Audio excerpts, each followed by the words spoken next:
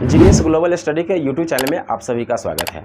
आज की क्लास में हम लोग पढ़ेंगे इतिहास का लेसन नंबर 1 है चैप्टर यूरोप में राष्ट्रवाद का उदय। आखिर यूरोप में राष्ट्रवाद का उदय कैसे हुआ, ये सारी चीज़ों को हम लोग इसके पिछले क्लास में देख चुके थे। आज की क्लास में हम लोग जो बची हुई चीज़ है उसको कवर करेंगे और कोशिश करेंगे कि आज इस चैप्टर को क्या करें, समाप्त कर दें। तो चलिए क्लास को स्टार्ट करते हैं। नेक्स्ट टॉपिक है हम लोग का राष्ट्रवाद की प्रसार में नेपोलियन की भूमिका या योगदान। आखिर राष्ट्रवाद को प्रचार प्रसार करने के लिए पूरे यूरोप में बढ़ाने के लिए नेपोलियन की मुख्य रूप से कौन कौन से नेपोलियन ने कार्य किया और राष्ट्रवाद को कैसे वह एक फ्रांस से लेकर के यूरोप के सभी देशों तक वह पहुंचाया। तो सबसे पहले हम लोग देखते हैं नेपोलियन बोनापार्ट का जन्म जो हुआ था वह 15 अगस्त 1769 ईस्वी में हुआ था। एक द्वीप पड़ती है जिस द्वीप का नाम है कोर्सिका द्वीप। कोर्सिका द्वीप, यह जो द्वीप था पहले इटली में था। कहाँ पे था? इटली में था। और इस द्वीप को जो था, ये जो कोर्सिका द्वीप है, इसको जेनेवा ने कब्जा किया हुआ था। किसने? जेनेवा ने। लेकिन इसी बीच क्या हुआ कि जेनेवा ने इसको मुक्त कर दिया और इस कोर्सिका द्वीप को किसने अपने अधीन कर लिया? तो फ्रांस ने अपने अधीन कर लिया। अब यह जो कोर्सिका द्वीप था वह फ्रांस के अधीन हो गया, फ्रांस के कब्जे में आ गया। तो इसलिए कहा जाए तो बोल सकते हैं कि नेपोलियन का जन्म जो हुआ था फ्रांस में हुआ था। लेकिन कौन से द्वीप पे? कोर्सिका द्वीप पे। जो कोर्सिका द्वीप किसका था? इटली का, जिसको फ्रांस ने उससे क्या कर लिया था? छीन लिया था। देखिए, बहुत कम उम्र में ही नेपोलियन बोनापार्ट के पिता की मृत्यु हो गई, जिसके कारण उसकी परिवार का भरण पोषण की पूरी जिम्मेवारी नेपोलियन बोनापार्ट के पास आ गया। अब वह क्या करता? बहुत कम उम्र में था और उसने क्या किया कि अपने घर को चलाने के लिए, अपने परिवार को चलाने के लिए उसने फ्रांस की सेना ज्वाइन कर ली। उस समय राष्ट्रवादी आंदोलन चल रहा था फ्रांस में, तो फ्रांस की सेना में वह क्या कर लिया? ज्वाइन कर लिया। वह काफी अच्छा सैनिक था और अपनी इसी युद्ध कौशल्य के कारण वह बहुत कम समय में ही वह क्या किया? फ्रांस का जो था सेना का वह हेड बन गया, सेनापति जिसको हम लोग बोलते हैं। यानी कि फ्रांस की सेना की पूरी कमान इसके हाथों में आ गया। इसी बीच क्या हुआ कि फ्रांस में राष्ट्रवादी आंदोलन चला, काफी भयंकर चला। फ्रांस की क्रांति हुई 1789 ईस्वी में और 1793 ईस्वी में वहां के राजा और रानी दोनों को क्या कर दिया गया? फांसी की सजा दे दी गई। पूरा एकदम भयंकर उस समय बवाल हुआ था फ्रांस में। राजा और रानी दोनों को पेड़ में लटका करके बीच चौराहे पर इसने क्या, वहां की प्रजा ने क्या कर दिया? फांसी की सजा दे दी, फांसी पर लटका दिया। तब तक लटकाया रहा जब तक कि वह दोनों मर न जाए। इससे वह काफी प्रसिद्धि धीरे धीरे नेपोलियन की फैलती गई। उसने क्या किया, जब राजा और रानी दोनों को फांसी की सजा दे दी गई तो उसने क्या किया कि फ्रांस की जो संसद था उससे उसकी झंडा को, फ्रांस की राजतंत्र राजवंशीय झंडा को उतार करके वहां पे इसने अपना झंडा फहराया। फर्स्ट काउंसिल की स्थापना की, डायरेक्टरी की शासन को भंग कर दिया गया और नेपोलियन बहुत कम समय में ही पूरे यूरोप में वह प्रसिद्ध हो गया। वह चाहता था कि केवल हम फ्रांस से ही संतुष्ट नहीं है, वह विश्व विजेता बनना चाहता था। वह चाहता था कि दुनिया की सभी देशों पर मैं क्या करूं? राज्य करूं। इसी बीच वह क्या हुआ कि 1804 ईस्वी में वह फ्रांस का क्या बन गया? शासक बन गया। फ्रांस का वह राजा बन गया। और वह अप्रत्यक्ष रूप से ही सही, लेकिन संपूर्ण यूरोप पर, यूरोप में जितने भी देश हैं एक्सेप्शन इंग्लैंड, यानी कि इंग्लैंड को छोड़ करके यूरोप में जितने भी देश हैं वह सब पर मुख्य रूप से वह क्या किया? अप्रत्यक्ष रूप से वह शासन किया। वह चाहता था कि जिस तरह से यहाँ पे जो राजतंत्रीय व्यवस्था चले, उस व्यवस्था से लोगों को मुक्ति मिले और संवैधानिक राजतंत्र सबको एक समान अधिकार मिले। इसने सेना की काफी बढ़ाया। यह तो अकेले जो था वह 40,000 सैनिकों के बराबर था। इसने अपनी सेना को काफी विकसित किया, काफी संख्या बढ़ाया, नए नए तकनीकों के द्वारा अपनी सेनाओं को कई तरह के यह ट्रेनिंग दिया ताकि उसकी सेना जो है किसी भी प्रकार के युद्ध में वह विफल न हो। इसी बीच क्या हुआ कि वहां पे फ्रांस जो था हमेशा इंग्लैंड से लड़ते रहता था अपने प्रभुत्व की लड़ाई के कारण, अपनी दबदबा बनाने के कारण, जिस कारण से फ्रांस की स्थिति जो थी वह काफी खराब होती चली गई। भूखमरी जैसी समस्याएं उत्पन्न हो गई।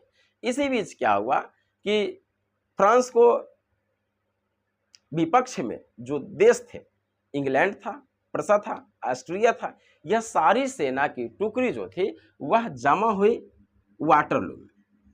वाटरलू, वाटरलू क्या है? तो वाटरलू एक जगह का नाम है जो बेल्जियम में है।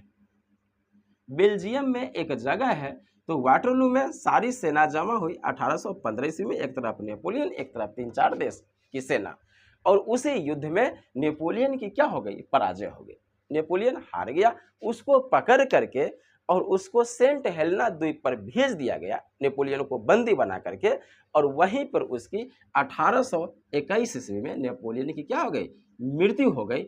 और फ्रांस के यूरोप से, संपूर्ण यूरोप से नेपोलियन युग का क्या हो गया? अंत हो गया। तो यह था हम लोग का नेपोलियन के बारे में कुछ बातें। इस चीज़ों को हम लोगों ने देखा।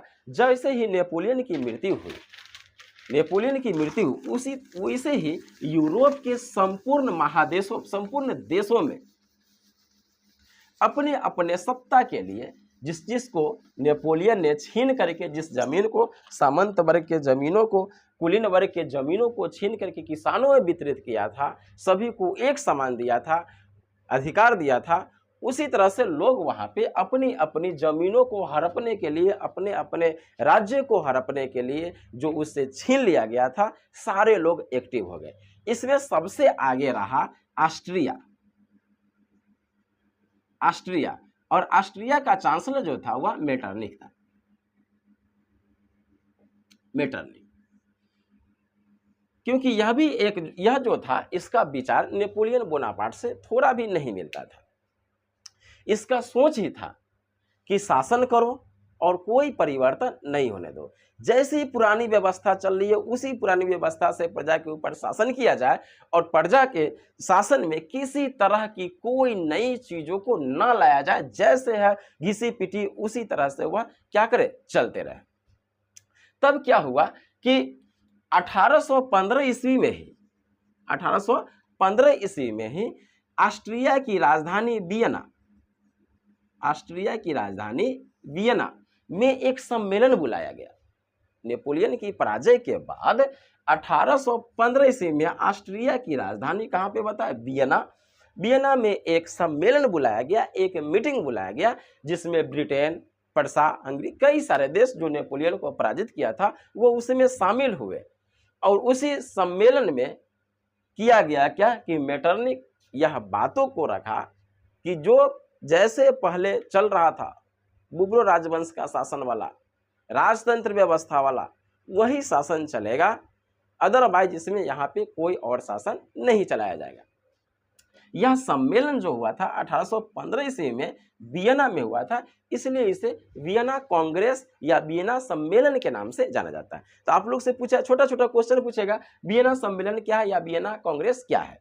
तो इसको सिंपल वे में आंसर लिखिएगा कि नेपोलियन को पराजित करने वाले देश ब्रिटेन, प्रसा, ऑस्ट्रिया, सम्मिलित रूप से ऑस्ट्रिया की राजधानी वियना में एक मीटिंग बुलाया गया, जिस मीटिंग को वियना कांग्रेस कहते हैं या वियना सम्मेलन कहते हैं। इसी मीटिंग की अध्यक्षता जो था, मेजबानी जो था, वह किसने किया था? मेटरनिख ने किया था, जो ऑस्ट्रिया का हुआ क्या था?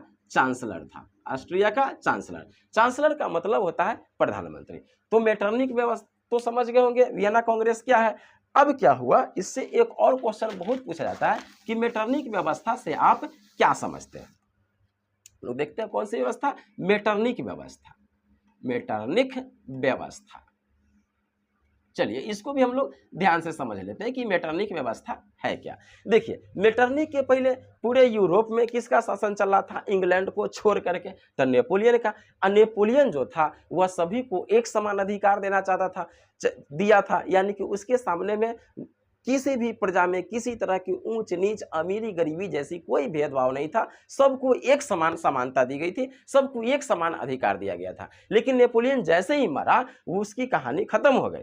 तब मेटरनिख ने क्या किया कि अपनी जो इसकी ऑस्ट्रिया की जो गद्दी थी, राज सिंहासन था, उसको फिर से हड़प लिया मेटरनिख, और बोला कि पहले जैसा शासन चलता था नेपोलियन के पहले, उसी तरह से अब भी शासन चलेगा और इसमें कोई परिवर्तन नहीं होगा। नेपोलियन के पराजय के बाद मेटरनिख ने यह एक व्यवस्था लाई, जिस व्यवस्था को हम लोग क्या कहते हैं? मेटरनिक व्यवस्था कहते हैं। इसको सिंपल वे में अगर पूछा जाए कि मेटरनिक व्यवस्था होता है क्या है, तो इसका लिखिएगा, नई शासन व्यवस्था को समाप्त करके, नई शासन व्यवस्था को, या बोल सकते हैं कि संवैधानिक राजतंत्र को समाप्त करके मेटरनिक के द्वारा फिर से पुरातन व्यवस्था को लागू किया गया, पुराना व्यवस्था को लागू किया गया। यह व्यवस्था मेटरनिक के द्वारा चलाया गया था, मेटरनिक के द्वारा लागू किया गया था, इसलिए इस व्यवस्था को हम लोग क्या कहते हैं, मेटरनिक व्यवस्था कहते हैं। क्लियर हो गई होगी। वियना कांग्रेस और मेटरनिक व्यवस्था दोनों ध्यान से समझ लीजिएगा, इससे बहुत सारा क्वेश्चन पूछता है और छोटा छोटा क्वेश्चन पूछेगा। चलिए अब हम लोग नेक्स्ट देखते हैं। हम लोग का नेक्स्ट टॉपिक है, जब नेपोलियन की पराजय हुई तो फ्रांस में, नेपोलियन की मृत्यु के बाद फ्रांस में फिर से क्रांति का दौर हो गया। क्योंकि किसी भी चीज को, चाहे वह इंसान हो या जानवर हो, जिसको एक बार पूरा फ्री मिल जाता है ना, और उसके बाद उसको कोशिश कीजिएगा कि उसको बांध करके रखे, तो यह इम्पॉसिबल, संभव नहीं है। जैसे ही मौका मिलेगा वह क्या करेगा, भाग जाएगा। ठीक वही हाल फ्रांस की जनता के साथ हुआ। नेपोलियन के द्वारा क्या किया गया था, उसको पूरी तरह से आज़ादी दी गई। जब नेपोलियन की पराजय हुई, फिर से फ्रांस में बुर्बो राजवंश का शासन बना, लुई 18वां वहां का शासक बना, तो फिर से उसने पुरानी व्यवस्था को ही लागू कर दिया। जैसे पहले तानाशाह पूर्वक, निरंकुश पूर्वक शासन करता था, वैसे ही शासन व्यवस्था फिर से लागू कर दिया गया। फ्रांस की जनता इस पुरानी व्यवस्था को झेल नहीं सकी और फिर से फ्रांस में क्रांति का दौर, आंदोलन का दौर शुरू हो गया। तो उसमें हम दो तरह के आंदोलन देखेंगे। एक तो हम लोग देखेंगे 1830 की जुलाई क्रांति, 1830 की जुलाई क्रांति।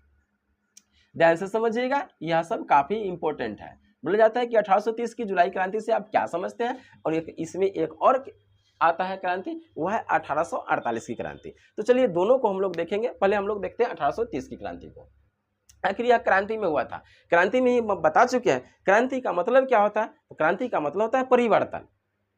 विद्रोह का मतलब मारपीट, आंदोलन का मतलब शांति से अपनी मांगों को दूसरों के समक्ष रखना। महात्मा गांधी ने अपने जीवन काल में टोटल का टोटल क्या किया, उन्होंने आंदोलन किया, कहीं भी उन्होंने हिंसा का प्रयोग नहीं किया। इसलिए उनकी जितनी भी जो मूवमेंट चलाया गया, जितनी भी उनके द्वारा कार्य किया गया, उसको वह उन्होंने, इतिहासकारों ने भी क्या किया, आंदोलन का नाम दिया। तो चलिए देखते हैं हम लोग जुलाई क्रांति। नेपोलियन की पराजय के बाद, नेपोलियन की पराजय के बाद फ्रांस में फिर से बुर्बो राजवंश का शासन शुरू हो गया। क्योंकि यह बता दिया है कि जो अधिकार, जिसने अधिकार दिया था स्वतंत्रता का, वह तो इस संसार में रहा नहीं। तो फिर जो सब राजा को जैसे जैसे मन किया वैसे वैसे फिर से अपना शासन करना शुरू कर दिया। तो वही हाल फ्रांस में भी हुआ। बुर्बो राजवंश का शासक, जिसका नाम था लुई 18वां, लुई 18वां फ्रांस की गद्दी पर बैठा। फ्रांस का क्या बना, राजा बना। लेकिन इडेराल था, क्योंकि लुई 16वां को फ्रांस की प्रजा ने क्या किया था, एक दादा मान लेते हैं कि उसको फ्रांस की प्रजा ने, राजा और रानी यानी एक दादा दादी दोनों को क्या किया, फांसी पर लटका दिया। ये बेचारा थोड़ा डरा हुआ था कि कहीं हमारा साथ भी तो ऐसे नहीं यहाँ की प्रजा सब न कर दे। तो इतनी हिसाब उसाब से अपना शासन चलाता था, मिलजुल करके सबको एक समान देकर लेकर के चलने वाला यह शासन चलाता था। तो इसने किया क्या कि लुई 18वां फ्रांस का क्या बना, शासक बन गया। यह काफी अच्छा से शासन करता था, मजदूरों को भी समझता था, सुनता था, किसानों को भी, श्रमिकों को भी, सारे चीजों को यह काफी देख करके चलता था, यानी मिला जुला करके यह अच्छा शासन चला रहा था। लेकिन इसी बीच क्या हुआ कि इसकी अचानक मृत्यु हो गई। किसकी, लुई 18वां मर गया, मृत्यु हो गई। जैसे ही लुई 18वां बना तो यहाँ की सत्ता यानी कि फ्रांस की सत्ता पर अगला शासक बना चार्ल्स दसम। चार्ल्स दसम फ्रांस का शासक बन गया। जैसे ही यह सत्ता में आया तो फिर से यह लुई 16वां की तरह शासन करना शुरू कर दिया। निरंकुश, तानाशाह, किसी का यह नहीं सुनता था, इसको जैसे मन होता था वैसे वह क्या करता था, शासन करता था। इसने क्या किया कि नया नया कानून लाया, मताधिकार की स्थिति को इसने समाप्त कर दिया। क्या कि कोई आम आदमी वोट नहीं देगा, केवल मध्यम वर्ग, कुलीन वर्ग जो होते थे, सामंतवादी वर्ग होते थे, वही मतदान को एक तरह से समझिए कि खत्म कर दिया। प्रेस की स्वतंत्रता को खत्म कर दिया गया। आप कुछ बोल नहीं सकते हैं, बोलने की अधिकार को यह सारा चीज क्या कर दिया, समाप्त कर दिया। चार्ल्स दसम इसको जैसे मन होता था वैसे यह शासन करना क्या कर दिया, शुरू कर दिया। पूरी फ्रांस की प्रजा जो था इसका आलोचना करने लगा, बुराई करने लगा कि कहाँ से ये चोट्टा राजा फिर से आ गया। मने मने सब प्लान बनाने लगा कि एक 16वां को ठीक किए थे उसी तरह से इसका भी जुगाड़ लगाएंगे। इसी बीच जो फ्रांस की प्रजा सब जो था जिसका इसका नीति का जो विरोध कर रहा था, इस विरोध को दबाने के लिए इसने क्या किया, पॉलिगनेक को जान जाइए, चार्ल्स दसम जो था 1824 में फ्रांस का क्या बना था, शासक बना था। तो पॉलिगनेक को चार्ल्स दसम ने अपना प्रधानमंत्री बनाया। प्रधानमंत्री इस कारण बनाया कि तनी देखा जाए कि वहां की प्रजा सब जो था वह किसी कारणवश इसका विद्रोह न करे। लेकिन ये जो था चार्ल्स दसम जिसने अपना प्रधानमंत्री पॉलिगनेक को बनाया था, ये एकरा से बड़का चोट्टा ई था प्रधानमंत्री, ये और नहीं सुनता था। इसने क्या किया, प्रजा तो ऐसे भी आक्रोशित थी, गुस्सा था राजा के नीति से, और यह जो था उस पर प्रजा से को सहूलियत देने के बजाय प्रजा के ऊपर आउटाइट कर दिया। यानी कि ये जो था पॉलिगनेक आग में घी डालने वाला काम कर दिया और पूरी फ्रांस की जनता भड़क गई, बोला कि दोनों को छोड़ेंगे नहीं। पूरा पेरिस को घेर लिया। कौन महल में रहती थी, वर्साई के महल में राजा और रानी, पूरा पेरिस को घेर लिया। देखा कि स्थिति जब काफी खराब हो गई तो वहां के राजा जो था चार्ल्स दसम और प्रधानमंत्री दोनों अपना बोरिया बिस्तर समेटा और भाग गया कहाँ, इंग्लैंड चला गया। जो कि विद्रोह काफी भयंकर हो चुका था, लग रहा था कि अब हम कोई छोड़ने वाला नहीं है। इसी बीच जो था ऑस्ट्रिया इंटरफेयर किया और ऑस्ट्रिया में इसमें एंट्री मारने से, ऑस्ट्रिया जैसे ही इसमें इंटरफेयर किया, सम्मिलित हुआ, तो फ्रांस के प्रजा के द्वारा जो विद्रोह किया गया था उस विद्रोह को क्या कर दिया गया, दबा दिया गया। यह क्रांति जो थी 1830 में हुई थी, इस जुलाई में हुई थी, जुलाई के 1830 में हुई थी, इसलिए इसे जुलाई क्रांति के नाम से जाना जाता है। तो ये क्लियर हो गया होगा एकदम आराम से। इसको एकदम सिंपली एक बार और बता दे रहे हैं कि इसको लिखिए कैसे। अगर 1830 की जुलाई क्रांति कहने के लिए क्वेश्चन अगर पूछे तो एकदम सिंपल में ध्यान से सुनिएगा, एक एक चीज बता देते हैं। लिखिए क्या, नेपोलियन की पराजय के बाद फ्रांस में बूर्बो राजवंश का शासन हुआ और लुई 18वां वहां का शासक बना, जो काफी अच्छा शासन चलाता था। लेकिन कुछ ही समय में इसकी मृत्यु हो गई। उसके बाद चार्ल्स दसम फ्रांस का क्या बना, शासक बना, जो घोर प्रतिक्रियावादी और निरंकुश शासक करता था। इसने जनताओं पर, प्रजा पर कई तरह के आरोप लगाया। प्रेस की स्वतंत्रता को समाप्त कर दिया गया, भाषण देने के अधिकार को समाप्त कर दिया गया, मतदान को स्थिति को समाप्त कर दिया गया। नतीजा क्या हुआ कि फ्रांस की पूरी प्रजा इसका विरोध करने लगे। प्रजा को दबाने के लिए इसने पॉलिगनेक को अपना प्रधानमंत्री बनाया, लेकिन यह इसका नीति जो था वह राजा से कहीं खराब था। नतीजा यह हुआ कि दोनों राजा और प्रजा दोनों को नीतियों का काफी विरोध होने लगा। फ्रांस में सारी जनता पेरिस पहुंच गई और राजमहल को घेर लिया। जान बचा करके चार्ल्स दसम कहां चला गया, इंग्लैंड चला गया। फिर उस आंदोलन को दबाने के लिए ऑस्ट्रिया बीच में एंट्री किया और आंदोलन को पूरी तरह से, जो विद्रोह था उसको पूरी तरह से क्या कर दिया गया, दबा दिया गया।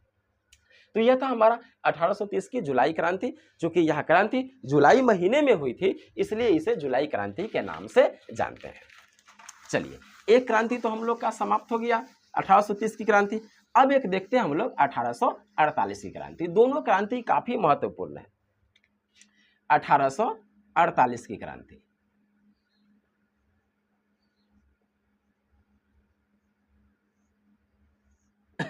अब देखिए क्या हुआ, राजा तो छोड़ करके चला गया और इस क्रांति के 1830 की क्रांति के साथ ही बूर्बो राजवंश का क्या हो गया था, अंत हो गया था। अब हुआ क्या कि लुई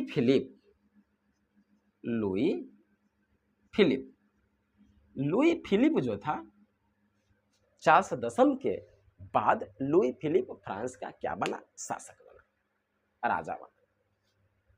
इसके समय में जैसे यह सत्ता में आया, इसके समय में फ्रांस की स्थिति काफी खराब थी। भूखमरी की समस्या थी, लोगों को खाने के लिए अन्न नहीं था, इतनी चारों तरफ बेरोजगारी और भूखमरी व्याप्त थी। राजा लुई फिलिप जो था बहुत प्रयास किया कि यहाँ की प्रजाओं को ध्यान दिया जाए, लेकिन कुछ नहीं कर सका। और साथ ही साथ यहाँ का तो फ्रांस का जितने भी राजा हुए थे अक्सर तो उनको प्रजा का उतना ख्याल रहता नहीं था, वो तो अपने ही जीवन में एकदम मस्त रहते थे, पूरा एकदम ऐशो आराम की जिंदगी में। इसके लाख प्रयास करने के बावजूद भी वह फ्रांस की जनता के लिए कुछ नहीं कर सका। नतीजा क्या हुआ कि उसने सोचा, इसने क्या किया कि गीजो को, एक व्यक्ति का नाम है गीजो, गीजो को फिलिप ने क्या किया कि अपना प्रधानमंत्री बनाया। गीजो को अपना क्या किया, प्रधानमंत्री बनाया। प्रधानमंत्री होने के बावजूद भी गीजो और लुई फिलिप मिलकर भी यहाँ की जनता की भूखमरी को वह नहीं मिटा पाया।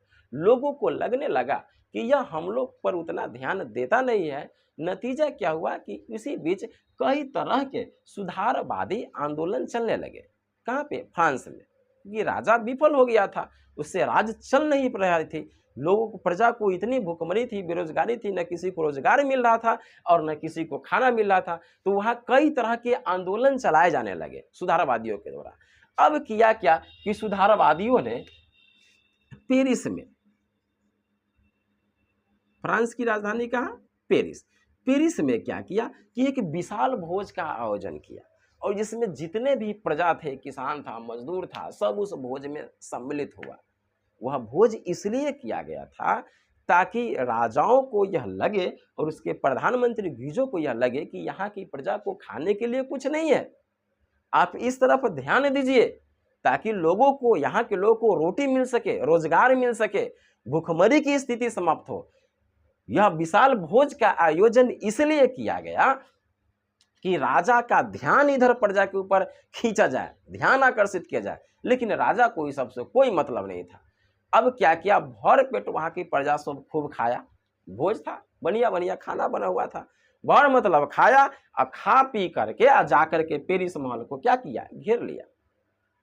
अब लुई फिलिप को भी लगने लगा कि अब हमारा कोई उपाय नहीं है, पूरा चौथा से घेर लिया, निकलो रे निकलो का हल्ला करने लगा कि पकड़ो इसको भी फांसी दो। कि जब पब्लिक उग्र होती है तो कई तरह की भयंकर स्थिति हो जाती है।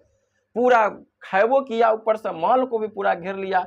जब राजा को लगा कि अब मेरा कोई उपाय नहीं है, तब इसने क्या किया, लुई फिलिप फिर से यह अपना सत्ता छोड़ करके और भाग गया कहाँ, इंग्लैंड। और इस तरह से क्या हुआ, फ्रांस में राजवंश का जो लंबे समय से जो राजवंश चलते आ रहा था, उस राजवंश का क्या हो गया, अंत हो गया। और वहां पे नेपोलियन तृतीय शासक में आया जो संविधान के द्वारा वहां की शासन चलाता था। तो यह था हम लोग का फ्रांस से रिलेटेड। अब अगला टॉपिक हम लोग देखेंगे इटली का एकीकरण। इसमें का मात्र 3 टॉपिक इस चैप्टर का बच गया है। इटली का एकीकरण, जर्मनी का एकीकरण और यूनान का स्वतंत्रता संग्राम। यह तीनों टॉपिक होगा, हम लोग का यह चैप्टर क्या हो जाएगा, समाप्त। तो नेक्स्ट क्लास में हम लोग यह तीनों टॉपिक को कवर करके और इस चैप्टर को क्या करेंगे, समाप्त करेंगे।